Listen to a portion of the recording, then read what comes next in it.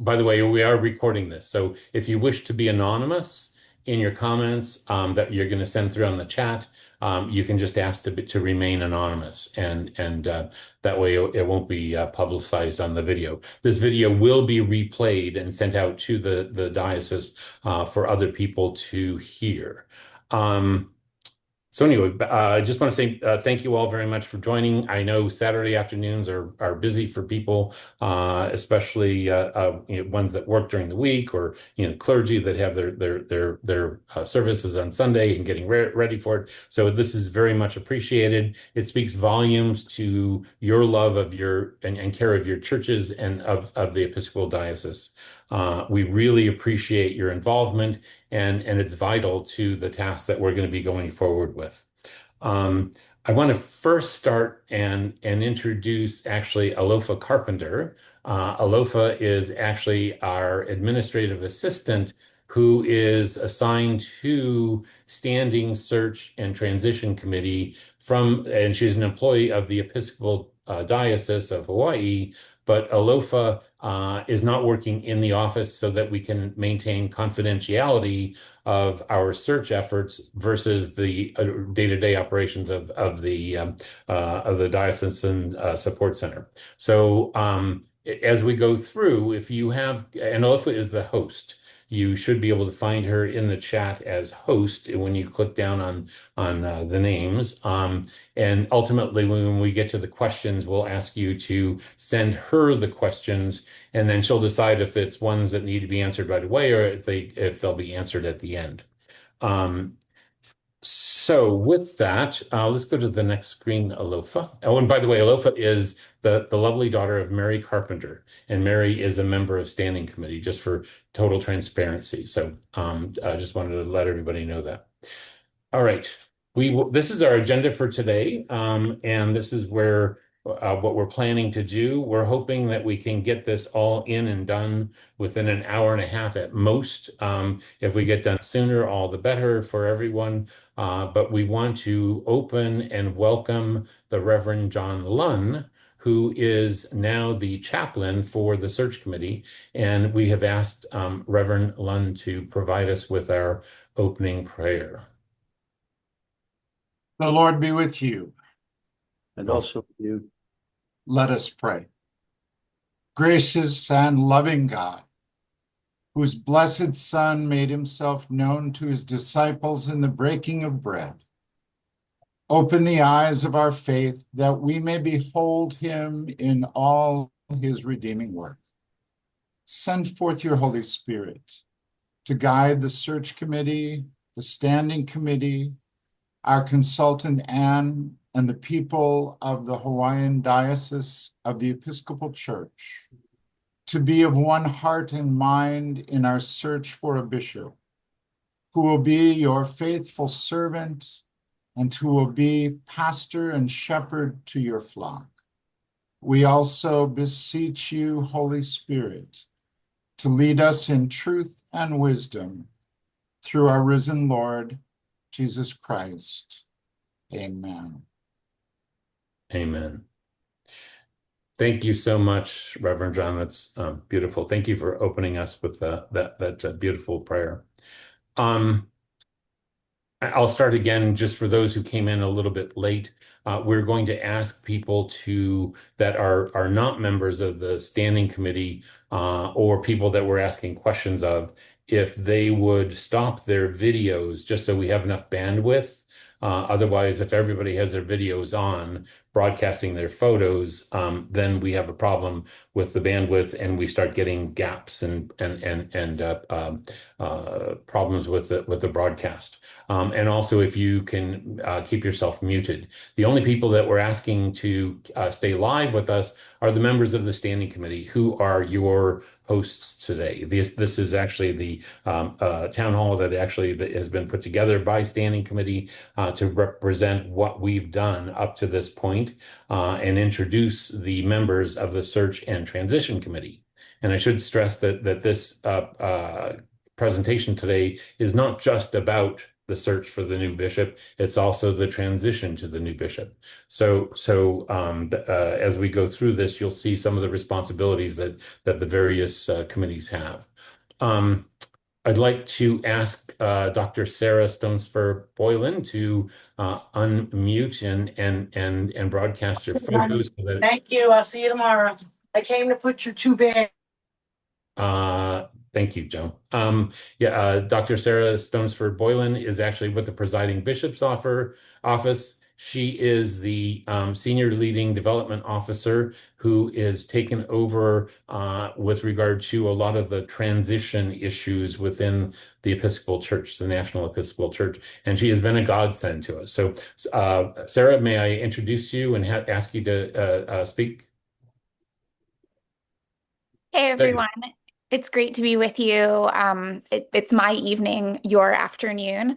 I bring you greetings from the presiding bishop. He hopes you are doing well, and he is excited that you all are able to call from a place of strength and understanding your next bishop, which is a huge undertaking, especially all that Bishop Bob has given the diocese over his decades of ministry with you all. Again, I've been advising the standing committee as they've been undertaking some background work, setting up budgets, setting up the committees and everything like that.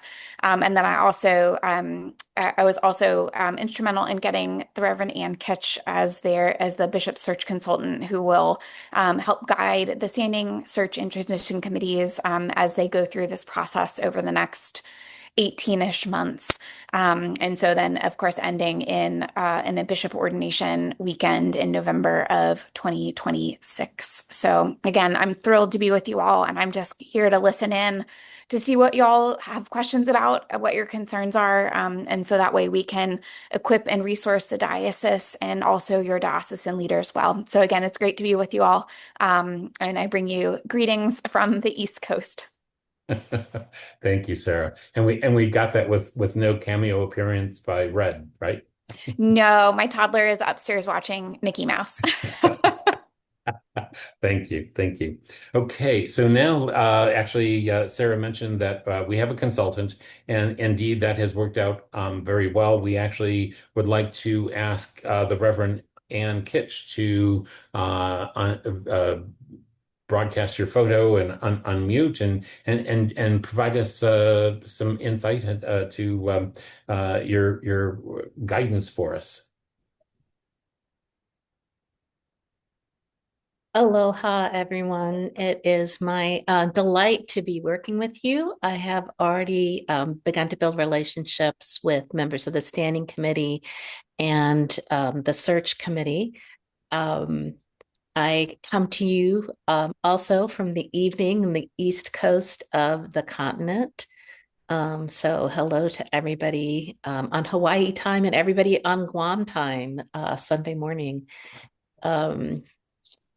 My job is to just really be a companion to the search committee, the transition committee, and the standing committee for these next 18 months. I provide tools so that nobody's remaking the wheel, answer questions, and provide guidance and hopefully some wise counsel. It is really an honor to be working with you at this exciting time. And I agree with Sarah that you are in a place of strength. And so that makes this a particularly delight to be with you in this transition. And tonight I am just here to listen. And my role is advisory to the various committees. Thank you very much, Reverend Ann. And it's such a blessing to have you helping us and guiding us spiritually as well as through the process of this search and transition. I will say thank you to those who submitted questions as you registered. And I'm going, as I go through the presentation, some of those questions I'm going to answer as I can. And the first one was actually from Sylvia DeGuyer about the consultant's name. So now you've met our consultant, Ann Kitsch. As you can see, she is also rector of St. Luke's in New Jersey, and we're just so blessed to have her. I will say that this has actually been kind of a rush to get to this point, even though we knew well in advance that the Bishop Bob was going to be announcing his intention to resign due to advanced age, because as he says, you never retire from being a bishop. And so what transpired, if you think about the chain of events, was that we had, of course, the General Convention, and we had the new presiding bishop ordained, and with Bishop Sean Rowe. And as a result, when he came in, there was a lot that occurred at the onset with regard to the reorganization of the office. With that, he was very busy with the first few months. We started our process. We wanted to get going with regard to this whole search and transition process, but unfortunately, the timing with regard to interacting with the office was not optimal. We were blessed to finally be introduced to Sarah, who you just met, and Sarah has actually been very wonderful in terms of providing guidance. We finally met with her in February, so much of the work that has occurred between February and now. So we're in the early phases of what you'll see with regard to the Search and Transition Committee. So with that, I kind of want to address Willis had made Willis Moore had made a comment about a lot going on behind the scenes without input from the community or members. Actually, a lot of this has been in the works for several years. The bishop has not kept it a secret that there was the time that it was coming near with regard to his ability to step down from his role as the fifth bishop of Hawaii. And so and in fact, in his wisdom, he created even the budget item for the bishop transition, which is something that's been discussed in several of the annual conventions. And so that's something that we've worked on. I have been blessed to work with people from the Commission on Investments, Commission on Finance, the Treasurer, and the Diocesan Support Center, as well as people from Diocesan Council. And we were able to revise and update it as best we can so that we can plan financially to be covered for the things that we're going to incur over the next 18 months. So much of that has happened. We did ask for input, Willis, with regard to the input from members as we started our standing committee listening tour. In fact, last year it was the first time that standing committee actually, as far as I know, it's the first time in history that standing committee has actually traveled to the neighbor islands to start getting input from some of the congregations. So we did that last year with Maui. In February, we had it on the island of Kauai, and now we're actually going to be holding our next one on Oahu on May 17th, and we'll talk about the Big Island and Maui again later on, as well as how we're going to get input from Guam and Saipan. So anyway, so that's kind of where we are now. That answers those two questions, and I want to say mahalo for that. So Alofa, if we can go to the next page, please.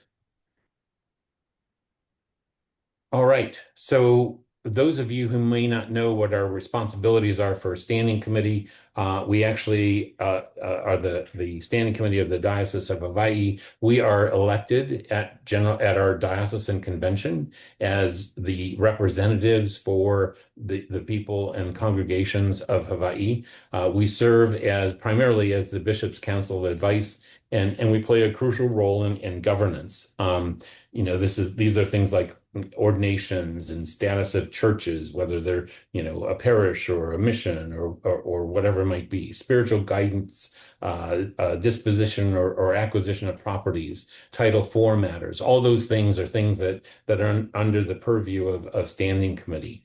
We also fit in with regard to the national church, with regard to how we approve of the consent for ordination of bishops of other dioceses. So you'll learn about that as we go through our presentation, that everything that we do as a standing committee isn't just for the diocese, it also is influential on the national church.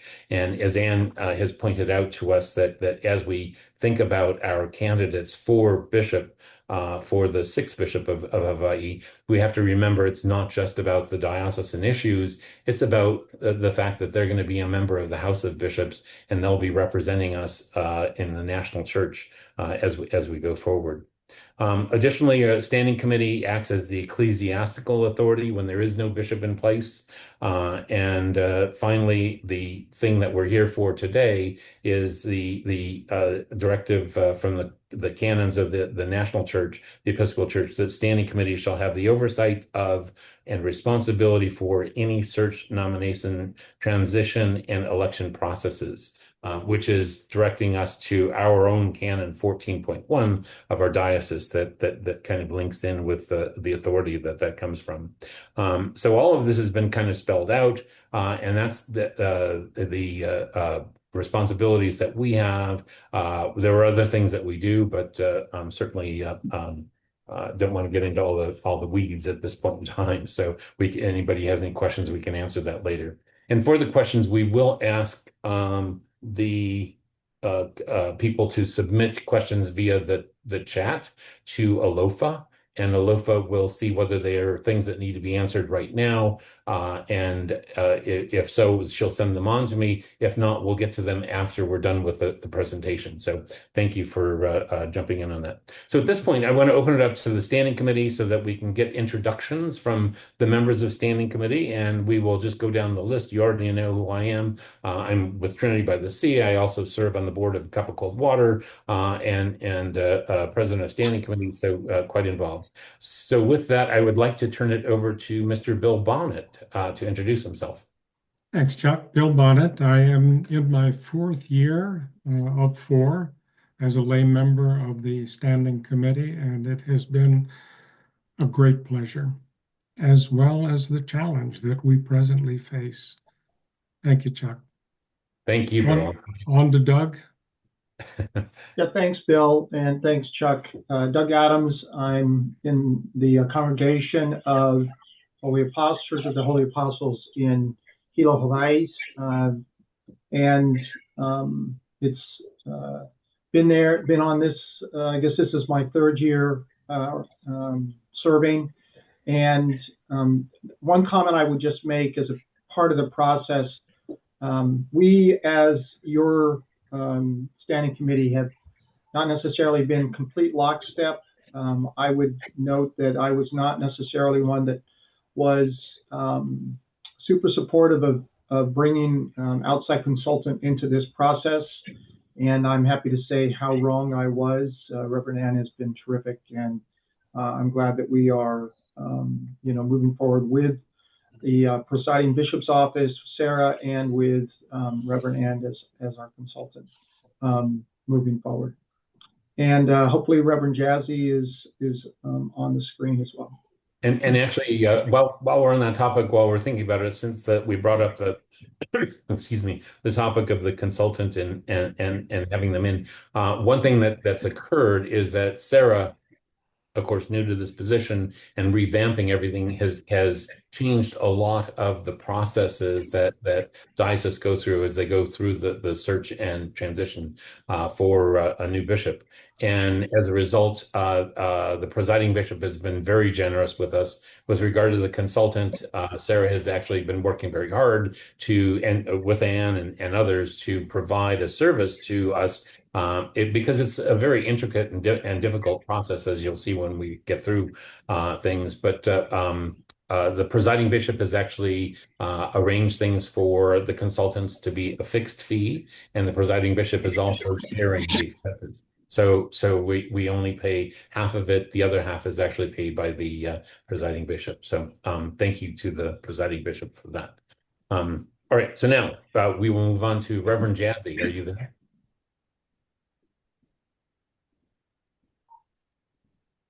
She may. Nope. Okay. No.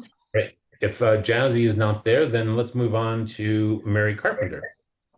Aloha, everyone. I am Mary Carpenter, a member of St. Andrew's Cathedral. It is my first year on the standing committee. I thank you for your trust in electing me to this, to be part of this body that is taking on this kuleana. I am honored to serve with such wise and hardworking folk who have put their best forward and have worked really, really hard to get this process where we are now. And I am very grateful to you all in the diocese for your prayers. And since Keleavihi is not on here, is not able to attend with us today, I will ask Reverend Andrew McMullen next. Aloha, everyone. I'm Andrew McMullen.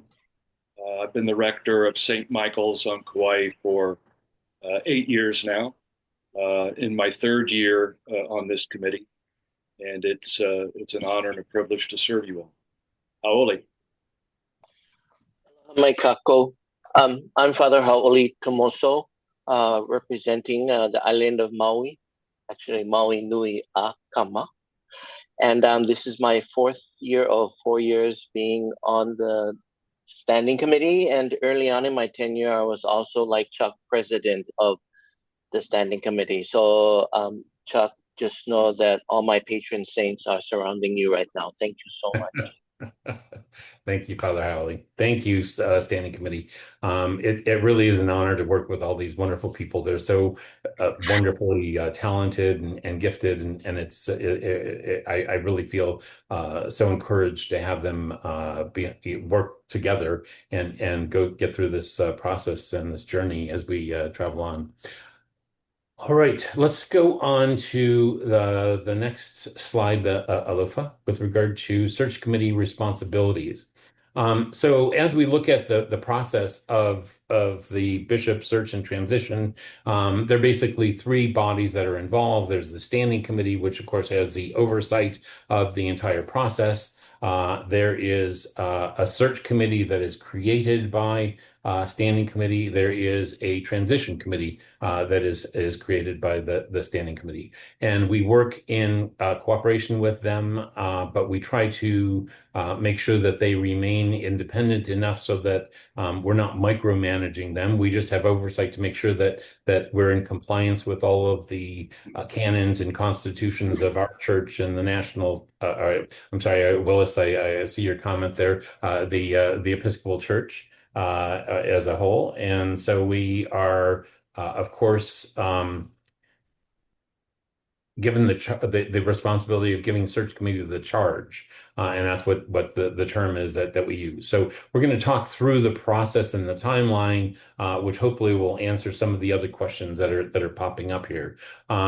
So with the search committee, responsibilities for the search committee is to review the life and ministry of the diocese through listening and discernment with prayer, gather whatever information may be needed to identify the appropriate elements of a candidacy for the bishop, prepare a diocesan profile to inform prospective candidates of our history and aspirations. That's kind of our, if you will, our story that also is kind of our help wanted ad that gets broadcast and brings in potential candidates from within our diocese as well as externally. And then they plan and execute an outreach and screening process to ensure that we've reached the candidates we desire and evaluated them to arrive at a recommendation of 3 finalists. And that's what we've asked for, is basically to get down to 3 candidates at the end. We then asked them to support standing committee in keeping the members of the diocese apprised of the process, where we are, how we're doing, and we haven't quite worked out all of the communication links with that, but it will definitely involve Sybil and Alofa, and we will have things posted on the diocesan website as we get to those points in time that we have achievements. We also, standing committee also works in conjunction for establishing that methodology to communicate. Search committee will also come together to discern a slate of the 3 candidates for standing committee consideration. And that consideration basically is not necessarily to say yay or nay to who the candidates are, but to make sure that the process has been done appropriately, and that all of the requirements like background checks and things like that are taken care of. Search committee, in conjunction with standing committee, then announces the 3 finalists. So with that, I'd like to introduce you to who we have created as the search committee, and these are all people that come together from various islands and various places of life. We want to introduce them and answer Wayne's question. Wayne Yoshigai had asked who is on committees and how were they selected. So this is a perfect opportunity to answer that question. Here are your members of the search committee. We're not going to go through all the individual introductions with them, only because they will have their own forum for meeting you and talking to you and gathering information from you. So we will eventually have public sessions with them. The way that they were selected with regard to the search committee is that we first came up with a how can I say, guidelines with regard to what we were looking for. We wanted a search committee that represented the diocese. So we asked that we have at least 1 lay and 1 clergy from each island. And we also first and foremost looked at the skill set for the individuals. And so that was probably the top criteria that we considered. People who were, leaders in the community and leaders in their churches, and leaders in the diocese. After the skill set, we then looked at, the allocation with regard to male or female, cultural background, whether they're native Hawaiian or Micronesian or whatever category of culture that they might come from, including LGBTQ, those kind of things, so that we have somebody who is representative of as many groups as possible to be part of this, so that as they select the candidates for the finalists that you will be voting on, we wanted to make sure that we had adequate input from all the various people that come from those representations. We are blessed to have Cheryl Seaman as the chair. Cheryl, you want to come forth and so that you can at least say hi and give a quick introduction?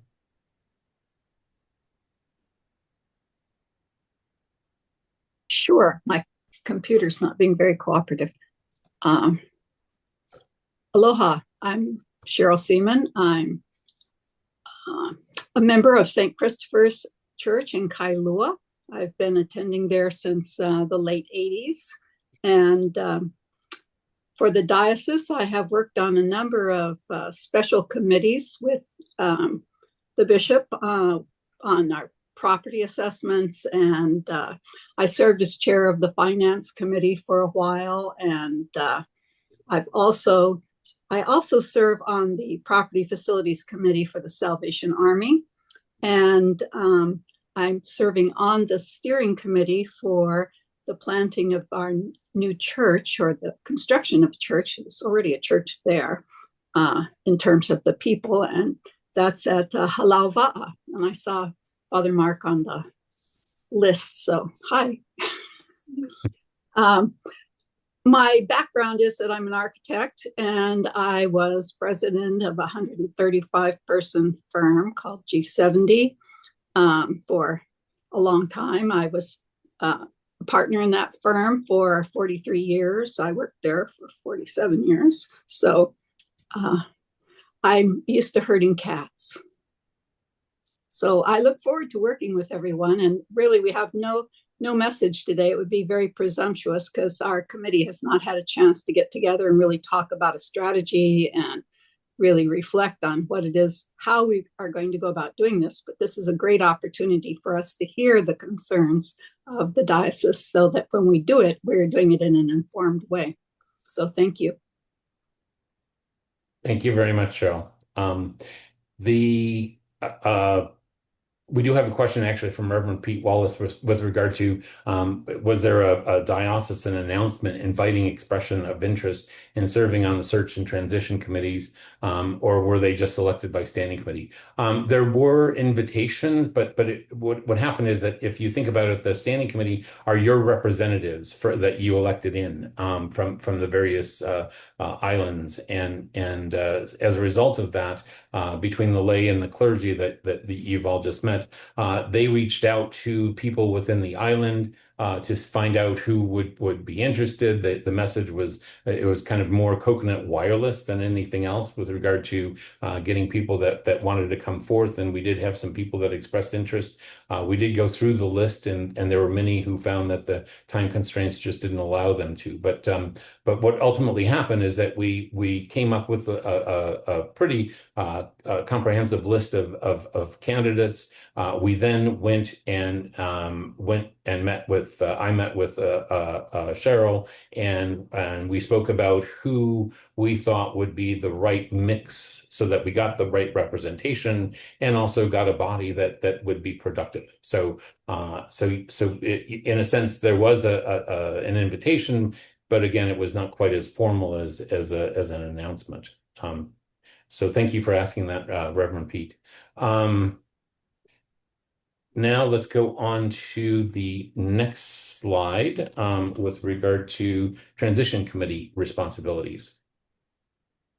So search committee is going to be busy at the very onset. This is where they get started, and they're going to be quite active with regard to forming the diocesan profile and broadcasting and bringing in the candidates, listening to everybody who is out there, getting the input from them. Transition committee is going to be active later as we start to get into the period where we have our finalists announced. And so when we look at the responsibilities for the transition committee, we don't have our charge to them formalized just yet, but these are kind of the things that we see as their responsibilities. We will introduce you to the chair in just a minute, but basically we have asked them to plan, host, and conduct the Ke Aloha Kako meet and greets, which are going to be visiting all of the islands of Hawaii. Unfortunately, because of the time constraints, because if you think about it, we're going to have the candidates and their spouses here, and it takes 7.5 hours or more to fly to Guam. Unfortunately, we're not going to be able to get all of the candidates to Guam and Saipan and Molokai, so we're going to ask them to conduct the meet and greet through a Zoom meeting with those islands, but everybody else will have a chance to meet their candidates. So that is actually a question I think that Bruce had asked earlier. Bruce DeGoyer had asked earlier. So that is our plan, is to do that meet and greet, and you'll see in the timeline when we go through it when that'll occur. They will also provide pastoral care for all involved, everybody from the committee members to those who are selected as finalists and those not selected as finalists for the bishop. So With regard to moving on, we're looking at they need to prepare the inclusion of the bishop election in the convention agenda, so that we just want to make sure that all the technicalities are arranged. And then, of course, we need to send off our existing fifth Bishop of Hawaii, Bishop Robert Fitzpatrick, and so they will be arranging with help from the Episcopal Church in Hawaii, the Ke Ha'alele Ana celebration, which is the farewell celebration for Bishop Bob. And we'll talk about that in the timeline when that'll occur. They also will be responsible for coordinating the travel of the consecrating bishops. So there are other bishops that will be participating in the consecration and the ordination, and of course that involves lodging and ground transportation. They will interface with tech on the ordination and consecration event to be held at the cathedral, and we already have our date set for that. Presiding bishop has agreed. They will also arrange for the Ke Kipa Ana welcome event for the sixth bishop of Hawaii, and that will be, of course, after the ordination and consecration. Transition committee will also collaborate with the standing committee in preparing the letter of agreement. But again, this is something that since there's a lot of personal negotiation things, it's just giving us guidance with regard to things that might be of concern from some of the candidates with regard to how we address them. But the actual negotiation of the final letter of agreement will occur from standing committee with the bishop-elect. And then they will prepare both the retiring bishop and incoming bishop for their overlap period. There will be on-the-job training, and they will make whatever arrangements may be considered necessary to acclimate the bishop-elect to Hawaii and diocesan environments. So moving on to the representatives of transition committee. All right, so here are your representatives. Let me address Wayne's question with regard to the how these members were selected. These were people that, again, it came forth through the network of the people across the various islands.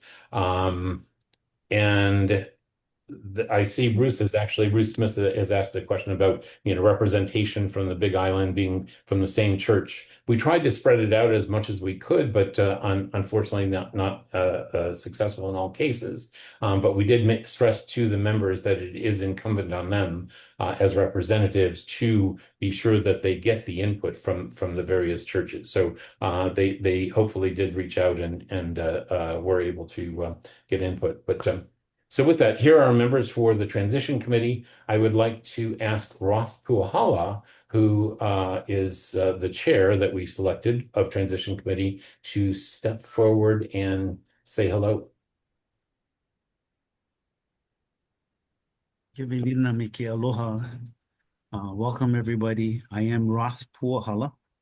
I am the senior warden and head verger at the Cathedral of St. Andrews. I sit on the national level on the committees of the Indigenous Advisory Committee. I also sit on the Music and Liturgy Committee on the national level, as well as the member of the Indigenous Boarding Schools. We have two committees out there that I sit on, and I sit on that particular committee as a secretary. I look forward, and I most of all would like to thank all the members of this particular committee for stepping up and volunteering to serve. I look forward to for our first meeting, and thank you, everybody. And thank you, Roth, for stepping forward. I will actually reach out to you because we do need to set up our first meeting with the transition committee on Zoom, hopefully soon. And just Father Howley, you have a hand up, so I'll let you speak, please. Yeah, I'm sure Roth saw the typo in the Olelo title.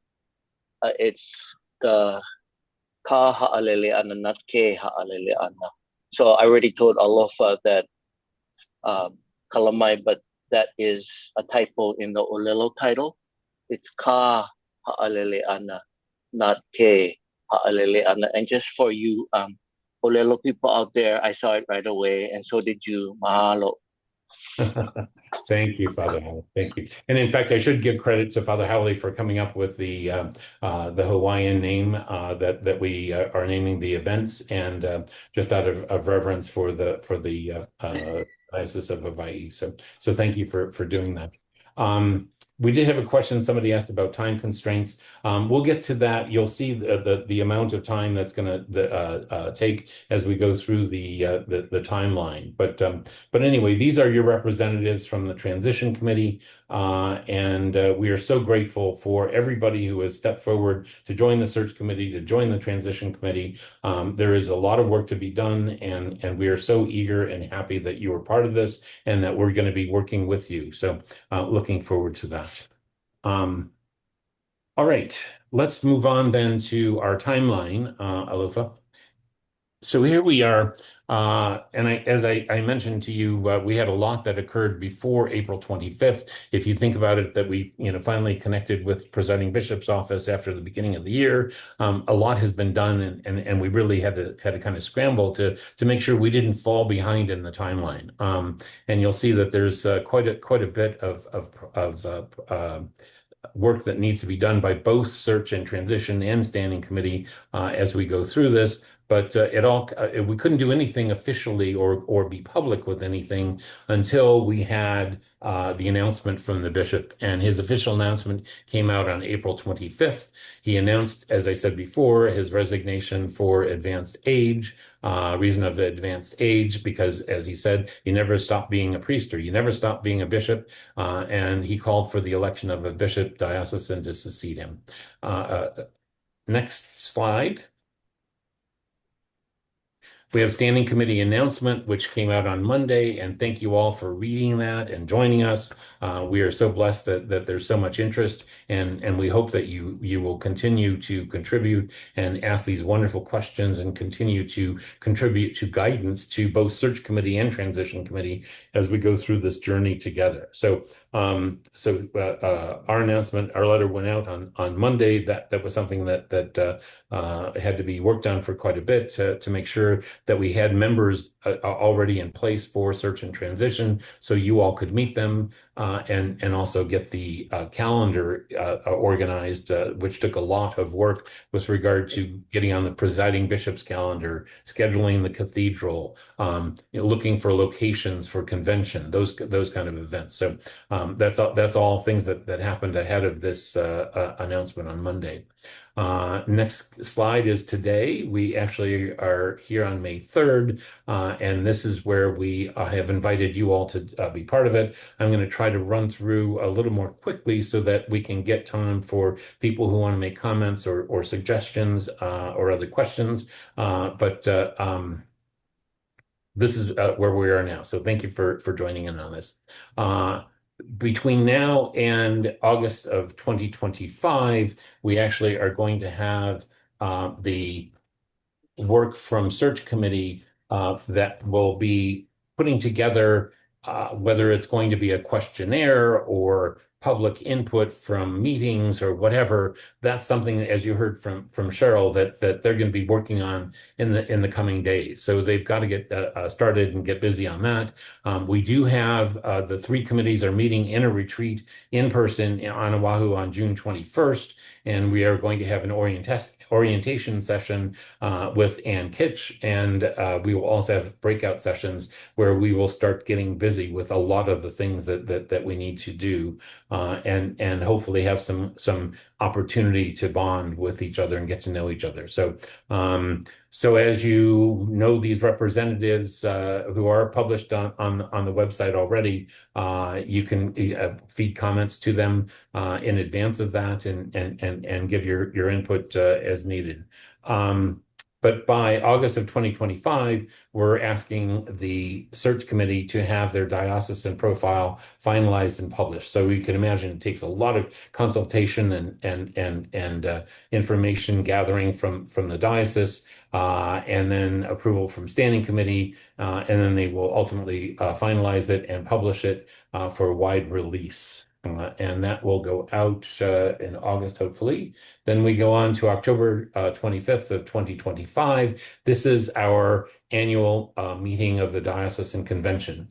And this is going to be at Iolani School. There, of course, will be the education day on the Friday ahead of that. So on the 24th, we will have Eucharist as required by canon afterward, and then ultimately we will go into our convention on the 25th.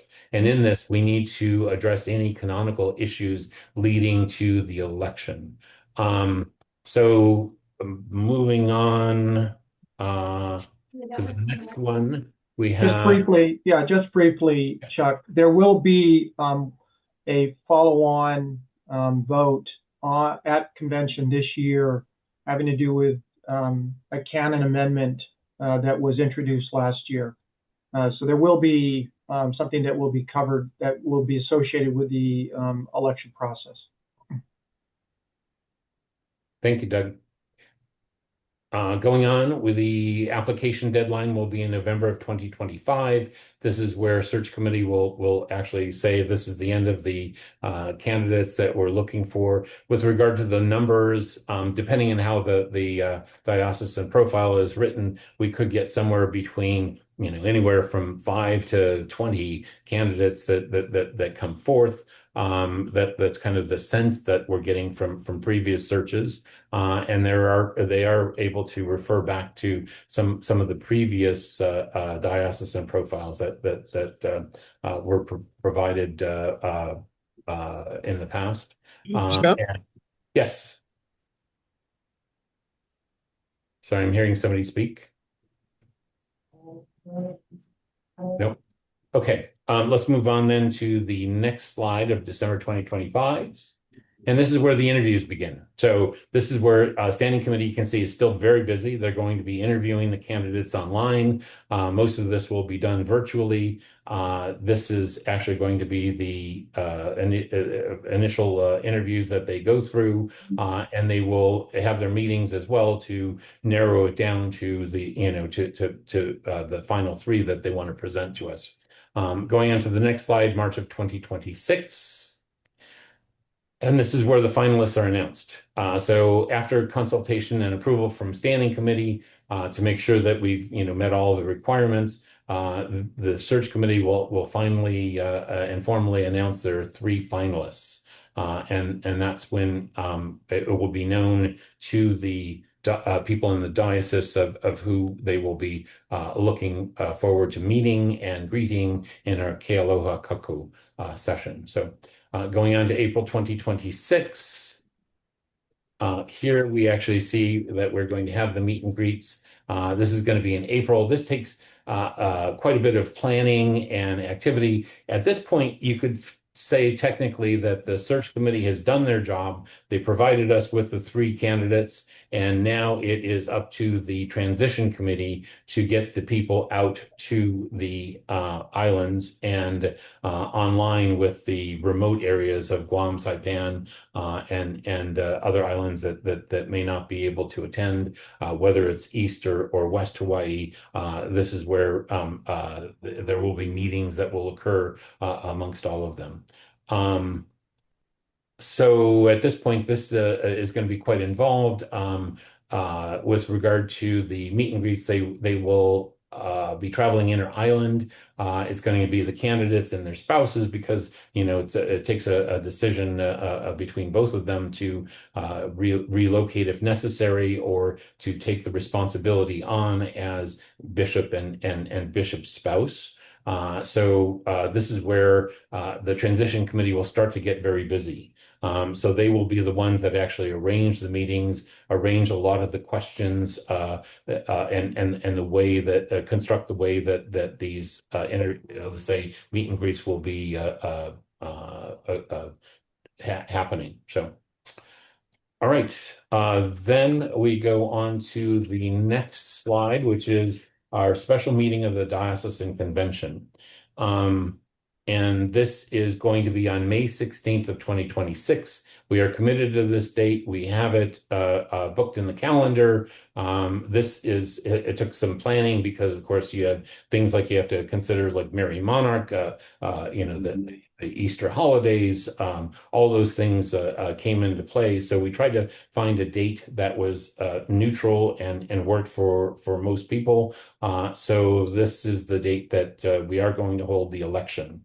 And it will be the single purpose of this convention to elect the sixth bishop of Hawaii. The way that I understand, if you go back to our constitutions of our diocese, the way that I understand that this works is that we will continue to vote until we come up with a agreed upon candidate or bishop-elect, I should say, for the diocese. So the people that you have elected as delegates are the ones that actually will be voting, and they're the ones that will carry your message and your preferences to the convention to make this decision. Could be a short meeting, could be a long one. It all depends on how well we get along with regard to the process and the vote. If we don't have, we're going to vote by sect according to the Constitution. We have a vote that is from the clergy and a vote that is from the lay. And if they don't match, then we keep on discerning and discussing until we finally get to a unified opinion. And then the work is done of the convention, and we have our bishop-elect for the sixth bishop of Hawaii.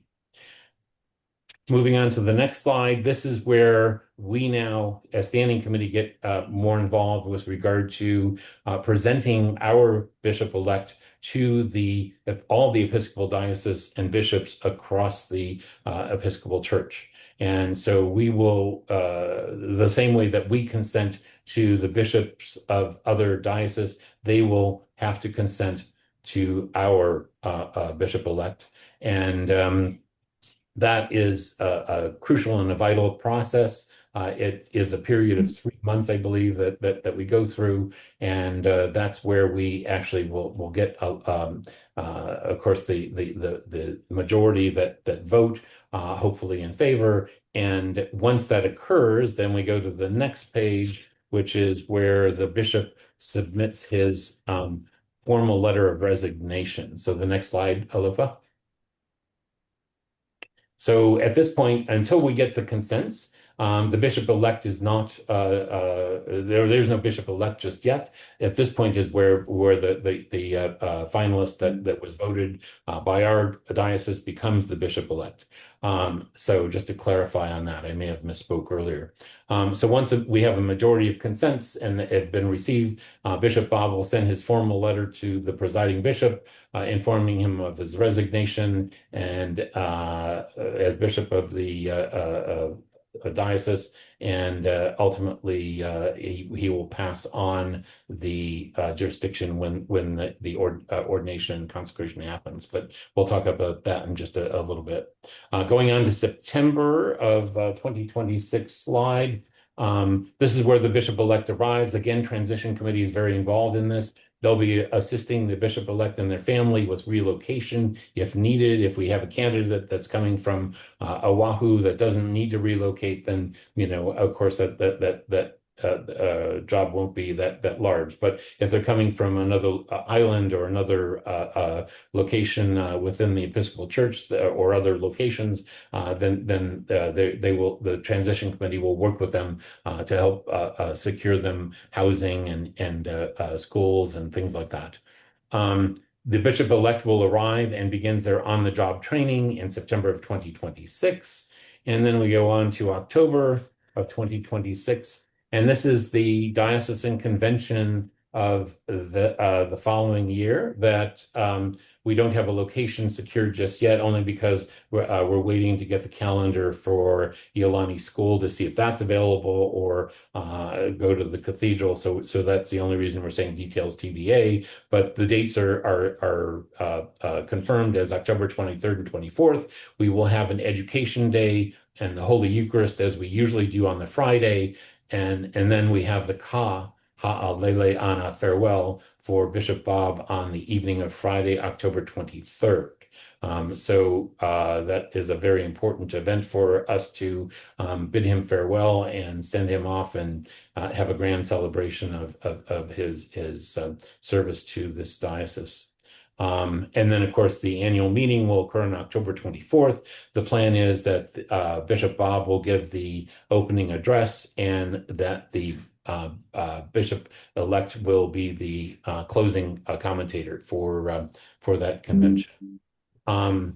Then we go on to our biggest event, which is the ordination and consecration of the sixth bishop. And this is confirmed. This is on November 14th of 2026. The presiding bishop has it in his calendar. Thank you, Sarah, for helping in confirming that and getting that date done. We wanted to make sure that we got this in because we wanted to make sure that the bishop was in place so that the first celebration of a service, worship service, would be the Feast of the Holy Sovereigns, which follows that. So we even gave thought to those kind of things. So we tried to plan out as much as we could possibly get in here. So you can imagine all the intricacies that happen. And then after the consecration and ordination, we get into the Kipa Ana celebration. Thank you. All right, got that right. And so that basically brings us to the end of the process because our new bishop will be in place. Bishop Bob hands over jurisdiction to the new sixth bishop of Hawaii at that point. Just one more thing I want to say with regard to standing committee, and if we can go to the next slide, is that there's still opportunity for everybody to give input. Although if you can go to the final slide. And this is our talk story session. We're continuing these. So May 17th on Oahu from 1 to 2:30 at Good Samaritan Church. Standing committee will be there in person. We will look to meet with everybody that can possibly attend from Oahu at that point, and we will hear any kind of input, concerns. It doesn't necessarily mean that we give input to search committee directly, but all we are going to be doing is kind of taking in discussion of the process more than anything else. Search committee, again, will be reaching out directly to everyone to continue to gather the information and input from everybody.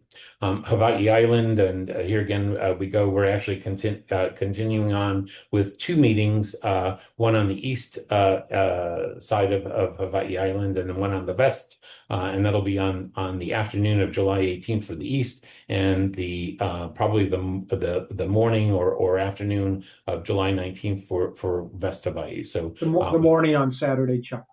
I'm sorry, say again? The morning on Saturday the 19th. Oh, morning. Okay. All right. And do we have any other details? Since Doug is the representative from the Big Island, he can speak to that. The East Hawaii, both of these, the plan is to make them available virtually. So that will be the best way to do that. We'll be letting folks know. But we'll do the Friday event at Church of Holy Apostles at Hilo, and the plan is to do the Saturday event at St. James in Waimea, Kamuela. And so as we solidify that, we'll be able to put that information up. Great. Thank you so much, Doug. And then finally, on Maui, on September 20th from 1 to 2:30 in this year at Trinity by the Sea, we will have another a listening session, talk story session with the congregants from the 4 Episcopal churches of Maui, and invite everybody to come to that. So with that, I would like to thank you all for getting through all this. I noticed that we have a question from Ruth. Yeah, okay, Ruth. Yeah, how do I unmute? Am I unmuted? Yes, you are. Okay. I just wanted to I noticed in the selection committee, and I appreciate what Doug and the other person from Holy Apostle are doing. I just want to say we are the Big Island. It's diverse. West Hawaii has actually, if you look at the 6 Episcopal churches on the island, St. Columba is technically on the east, but it's under St. James umbrella. And so 5 of the other churches on the Big Island are in West Hawaii. So I know there's been a lot that's going to, I would like you to consider putting on representatives from the Big Island as well. And that may ruffle people's feathers. I'm not meaning to do that. But what comes to the Big Island a lot more is that we have a lot of people.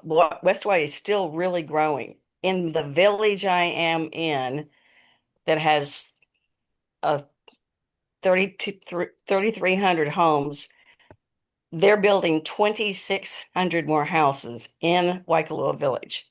So we have a growing population. We also have the people who, we're the side is likely to have the people who are snowbirds. They come, they go. But I just think that for me, how it feels as a West Sider, it feels like that's, and I'm not saying they're not going to represent, it's not a lack of representation. It's a lack of understanding of the different kinds of things we deal with than the other side. And that's my 2 cents. Thank you, Ruth. Doug, do you want to speak to that? I obviously accept what Ruth has to say, and having had the opportunity for the last 4 years to serve in county government where I have responsibility for the entire island, I know that is a concern that folks who live on the west side continue to express. And so I'll obviously the folks that we have on the search committee that are from Holy Apostles will be representing the entire island. That's to be understood. And we'll just have to make sure that we go that extra mile regarding that. And then you notice that we do have Reverend Deacon Lonnie Bauman as the representative for the transition committee, and that was done intentionally as well. Thank you, Ruth. Thank you, Doug. I'll go back and actually address some of the questions now. We have actually Reverend Moki Hino, who said, am I correct in understanding Maui listening session will be conducted after the profile comes out? Okay, let me clarify on that. The listening session is actually just standing committee. We're not the ones that are creating necessarily the profile. The profile will be created by search committee. So as I had pointed out earlier, search committee will be reaching out to everyone. They won't be able to travel to all the islands and having, in-person meetings, but I'm certain that they'll have questionnaires, or they may have some kind of input mechanism so that people can submit their comments on the profile. So that's something that search committee's jurisdiction will cover. So thank you, Father Moki. Going back, we have a couple questions about the delegates for convention. And this is where it gets a little bit confusing. As our constitution and canons are written currently, it's the way that it works is that the people who are voted as delegates for 20, and this is gonna stay with me because it's a little hectic, but the delegates, the bishop just sent out a message. The delegates who were elected in 2025 technically are, at this point, according to the Constitution, are the delegates who would vote in the election to select the bishop in May of 2026.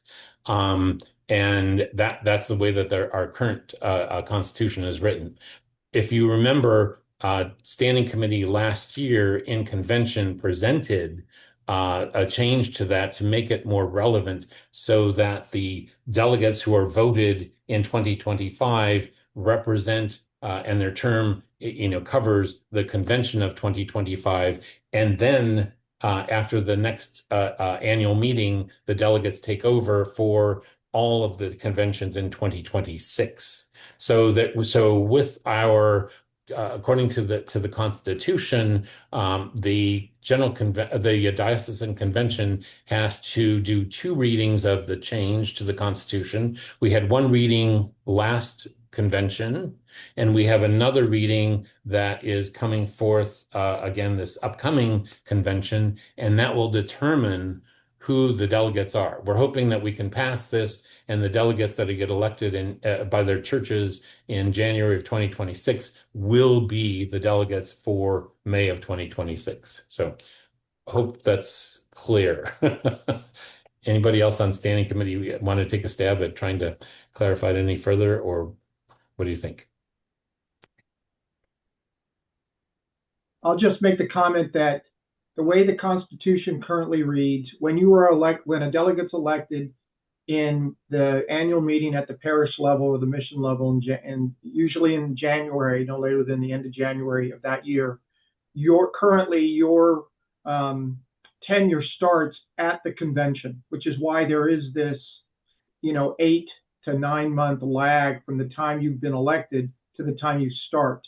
And then that would then run through the following convention. The constitutional change, which was voted on once, but has to be voted on twice to go into effect, will change that so that when the delegates are elected, they then take their tenure starts immediately, which is why with the second vote in October of 25 at the Diocesan Convention, the next time delegates are elected, which would be in that January time period of 2026, those delegates then take office as delegates for the parish from that point on, which carries them both to the special diocesan convention for the election of the bishop and the October annual convention.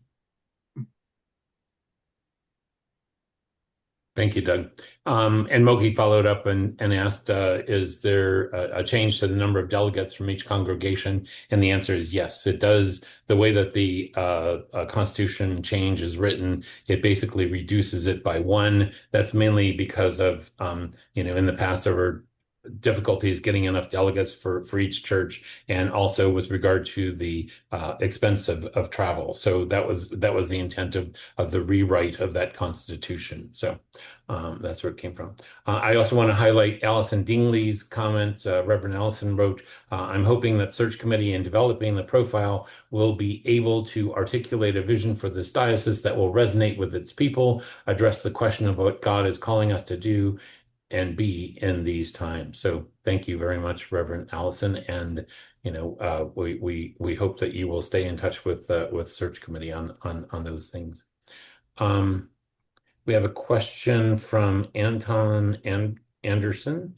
Does the new presiding bishop come here to do a ceremony for our new Hawaii bishop? Yes, they do, in fact, and that's why I said that we're on the calendar. Bishop Sean Rowe will be here for the ordination and consecration on the 16th of November of 2026 that we had pointed out earlier. So yes, he will be here, and you will get to meet him and hear him in his celebration of the service. So, all right. And thank you, Peter, for that comment. Thanks to all who are serving in various ways. May God bless and guide our diocese in this vital process. And that is very much appreciated. I do want to go on to one. I think I answered all the questions that people submitted when they registered. That we did have one more question that kind of came forth from Melvia Kawashima. And it's a very good question. Melvia asks, what are the top 3 priorities for the bishop's office? And as I said, I think this is a spectacular question, but it's a question for the search committee to ask the people of the diocese. I think that in gathering this information, that they need to make sure that we understand where we're headed and what the priorities are for our diocese, and what the job will take. Okay, I'm getting comments. Question has not yet been addressed. What is that, Christopher? I'm sorry, I'm looking for, could you say more about the time commitment for search committee member? Perhaps that would be helpful for context. Yeah, so for the time commitment, With regard to search committee, they will be doing 2 trips, basically. There will be one trip as same thing with transition committee. They'll be flying out to Oahu from the neighboring islands and from Guam and Saipan, if necessary. The representatives from there for both search and transition will be flying in for June 21st for the session that Ann Kitch will be conducting, and orientation and the breakout groups. So so there is travel involved for that. Then they will have virtual meetings that will be quite regular and quite intensive, I think. So there's quite a bit of work that will occur between now and the time that they come out, of course, with the diocesan profile, and then they'll be meeting to screen the candidates that apply, and then ultimately they will have another in-person gathering for the discernment of who the 3 finalists are. So that's the commitment for search committee. Transition committee, they will actually, the reason that we have representatives on each island, one representative, is that they will be the ones that will coordinate the arrangements within the churches so that all of the finalists get to meet and greet the people who congregations, and so there will be travel involved with the finalists, I should say, and their spouses, and we will have one member from Oahu to accompany each of those candidates to each island. So that is the plan at this point, and what we've budgeted. All right, so Jack Moriarty is asking for clarification on the job training for bishop-elect. That's a good question. I mean, I think that it really is going to be just kind of working together. We didn't necessarily want to do a bishop suffragan or an arrangement as such. So that's why we just have this overlap where the bishop-elect will come in and work side by side with Bishop Bob. Obviously, Bishop Bob will still have the jurisdiction at that point, and it's just a matter of getting to know the diocese. I mean, we're a very difficult diocese with regard to the representation that we have, as you've heard from all the neighboring islands, and now we have Guam and Saipan as part of our diocese. So it's quite intricate, and also getting to know the people within the office as well. So during that period, they will be just kind of cross training, and Bishop Bob will share as much as he possibly can with them. All right, I'm trying to see, is SC ruling out nomination by petition or nomination from the floor of electing the convention? No, actually, I think that as I understand it, and Anne, maybe you can jump in here, Anne Kitch, if you wouldn't mind. The question is from Willis, is this standing committee ruling out nomination by petition and or nomination from the floor of electing the convention? And my response is generally no. We have to be able to accept them, but we are working on rules with regard to how those are submitted, and that's rules of order. So, Anne, anything else you want to add to that? Yes, so there will be a petition period once the final slate is announced. There are not nominations from the floor simply because every candidate has to go through background checks and be fully vetted. And you want to make sure that any candidate has gone through the same process. So rather than having nominations from the floor, there's what's called the petition process after the candidates are announced. And any name can be put forward at that point, and then the standing committee has to consider whether to add people to the slate. Sarah, did I get all of it?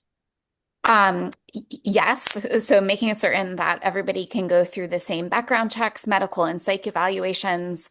And also the petition process will also happen in time.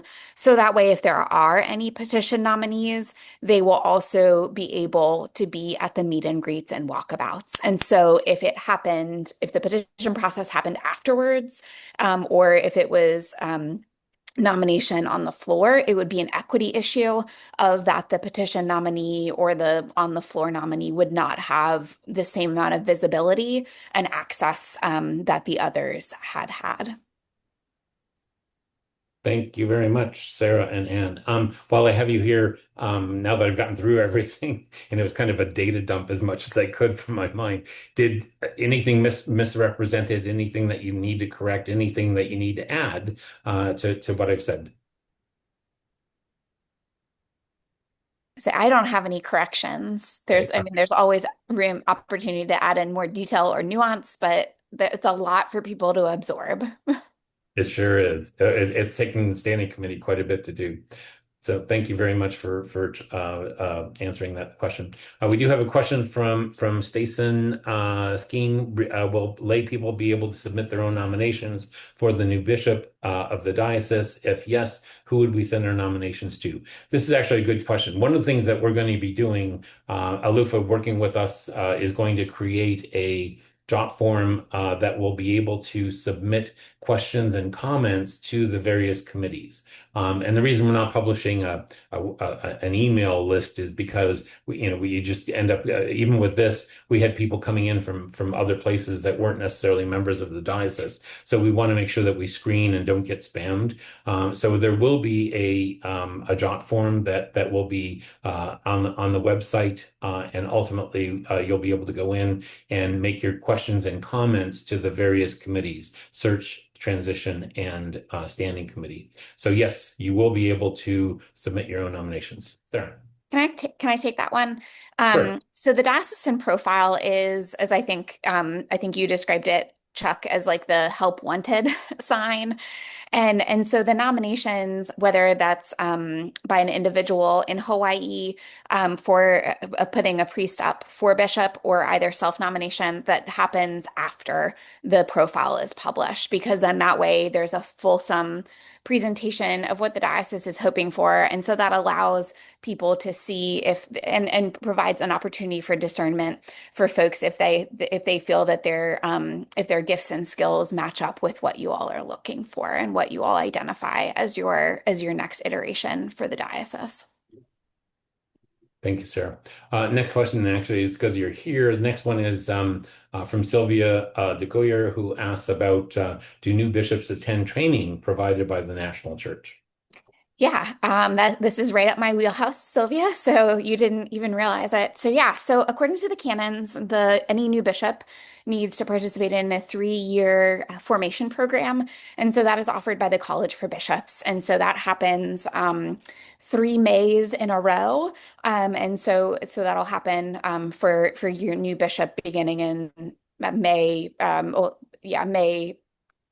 May 27, 28, and 29.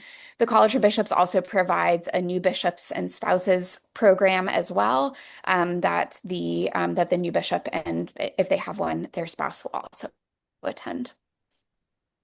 Thank you, Sarah. Next one is actually asking for more detail on the nomination petition process. What is that like? So the nomination process is not just putting names out there, but there'll be an application that anyone who is nominated will have to complete. And that is something that the search committee will be designing. So the application would include questions that anybody interested has to answer. Sometimes people are asked to submit videos and other things. So anyone who wants to petition in will have to complete the same application. Again, this is to allow for parity. So what will happen is when the slate is announced, there'll be a time period given that if anyone wants to petition in, it's a shorter time range because obviously people have been asked to have put in their applications months before that. So it's really not a time for new people who haven't really thought about it much, but more maybe there's different reasons why people petition in. But they have to complete the same full application that the other candidates did. And then again, we have to run the background checks and all the other things that we have to do. So they will go through the same process as the first applicants. Thank you. And some standing committees require a certain number of clergy and a certain number of lay delegates to sign off. And some of that is stipulated in your diocesan canons. I haven't looked at your diocesan canons recently. I've looked at other diocesan canons. So sometimes there are more detailed information in your diocesan canons as well. And if not, then the standing committee will be really transparent about what that petition process looks like when the slate is announced. And now I can say that now you can understand why Doug, who was opposed to us having a consultant, has switched his mind and is sold on having a consultant, because there are so many intricate moving parts and the whole mechanism of interacting with the Episcopal Church is not an easy feat. So I want to move on to next question from Wayne Yoshigai, who is our chancellor. Question for the consultants: how many dioceses have bishop vacancies? Is there a shortage of bishops in the same way we are experiencing a clergy shortage at the parish level? For recent searches, have there been sufficient applicants to get 3 candidates for final consideration? What is your sense of our timeline to hold the election in a year? And I'll just go ahead and handle this one. I'll let you off the hook. So it's an interesting parallel of bishop vacancies to clergy vacancies. It's not exactly an apples to apples comparison. It's more of like an apples to bananas comparison, or apples to pineapples. Oh, there we go. I'll do pineapples since we're in Hawaii. And so it's a funny little thing. There are a lot of dioceses right now who are in the search process. So in 2026, I'm looking at it was 11 to 13 bishop ordinations, and now it's looking like 12 to 14 bishop ordinations. And that's a lot of that is what Chuck mentioned, is that people were waiting until Bishop Sean was elected in order to go through the process then, or this pesky little thing of, bishops turning 72 and then being required to resign their post. And so unlike the clergy shortage, any priest can become a bishop. So there are plenty of people out there who can do it. It's just a matter of if they feel called to basically change what they're doing and change their vocation, what their vocation is. Because being a rector or being a school chaplain or being a nursing home chaplain is very different than being what a bishop is. That's in the research that's done.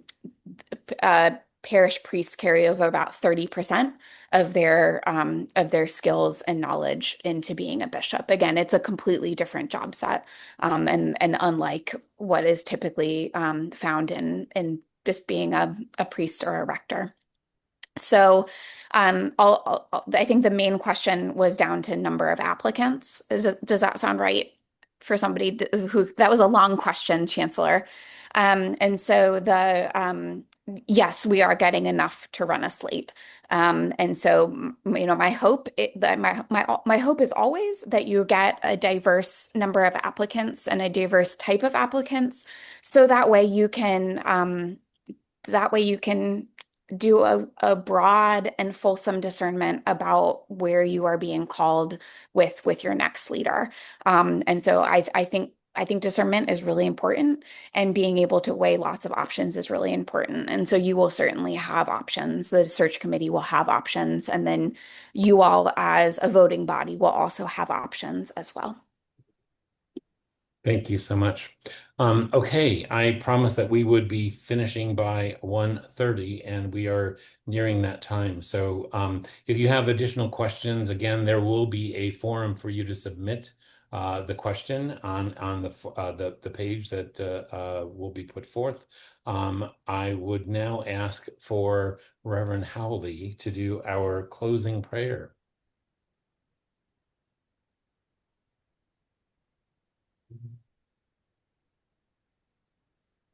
Howley, are you there? Oh. I'm unmuting myself. Mahalo. E rea una hanaka e ho mai ai ai nei ma ho ya o ka o ma kana e malama I ho na hanaka ho mai ne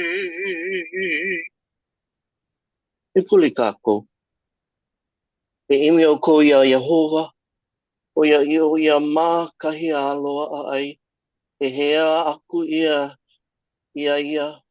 Oia ia ma kahi ko koke. We do seek the Lord while he may be found, and we call upon him while he is certainly near. Ho'oloha mai ne e ke akua, hear us now, O God, as we pray. Good and gracious God, yes, indeed, by your grace you have called us in this diocese to a goodly fellowship of faith.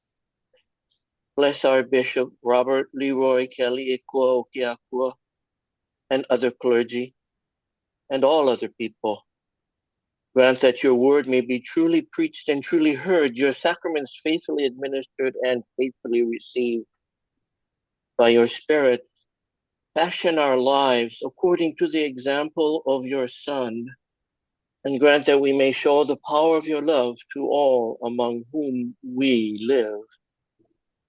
No kamea, ua ho'ala o ia Yesu mai ke maki ano ho'ala pu ana ia mako I lilo I ku kanaka hale piha I ka mana o I loko o Kristo ke ho'o mai ka nei ia oe me ka hau'oli. Yes, because you have raised Jesus from the dead, and because you have raised us up to be a community of faith through him who is our Christ. We praise you with joy and are thankful for today, for this meeting. No kamea, ilike me ka ke o nā lani māluna o kahunua. Pela no ke ki o ko mau au māluna o ko mau au a me ko mau manao. Māluna o ko mau manao. For as the heavens are higher than the earth, so are your ways higher than our ways, and our thoughts than your thoughts. Ka ohoma Yesu, ka ohoma Yesu, e aloha ke kahi me ke kahi. Jesus did command us to love one another, and so we do in this, our great undertaking. O Heavenly Father, in whom we live and move and have our being, we humbly pray you so to guide and govern us by your Holy Spirit, that in all the cares and occupations of our life we may not forget you, but remember that we are ever walking in your sight. Imau aku, he lahui o ko I kohuia I ali I kahu, I au puni he mole no ke akua ponoi.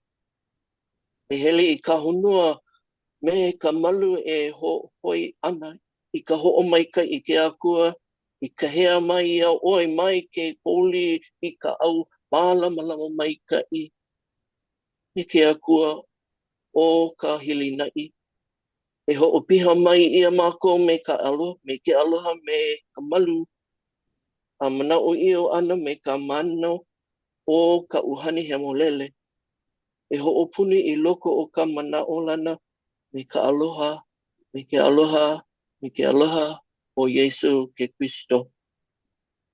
And now we know that we are a chosen people, a royal priesthood, a holy nation. Indeed, God's your own people. We go into the world in peace, declaring the praises of God who has called you out of darkness into a wonderful light. May the God of hope fill us with all joy and peace in believing, so that by the power of the Holy Spirit, we may abound in hope through the grace of Jesus Christ. Me mako e kala nei ka poe I lawehala I a kamako. E pākele, e ho pākele no na I a mako I ka ino. No ka mea, no ke au puni, Me ka mana me ka hona ni amalo aku nei. Amen. Mama ualoa. The prayer is yours. It's ours. Aloha mai. Aloha no. Aloha aku no. Mahalo nui loa. Thank you. That was beautiful. And thank you all for joining us today. Sincerely appreciate the input and the questions that have come forth. Again, this will be a living process that we go through. And I want to just close with a special thanks to Alofa Carpenter for all her help in technical needs that we have and everything that she's done to put this together. So a special thank you to Alofa. So, all right. With that, we will bid you all a good Saturday and a prayerful Sunday tomorrow. Aloha.